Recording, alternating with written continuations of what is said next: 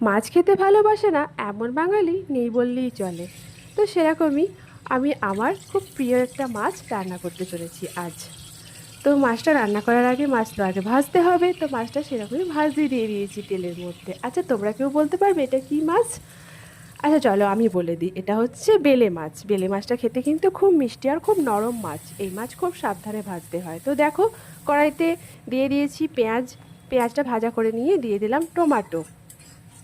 তো তারপরে দিয়েছি পেঁয়াজ আর টমেটো ভাজা হয়ে যাবার পর মশলাতে দিয়েছি সর্ষে, পোস্ত, টক দই সব দিয়ে ভালো করে নাড়াচাড়া করছি। যেহেতু সর্ষে, পোস্ত, টক দই দিয়েছি, তো তার জন্য এটাকে সমানে নাড়াতে হবে, না হলেই তলায় এটা ধরে যাবে।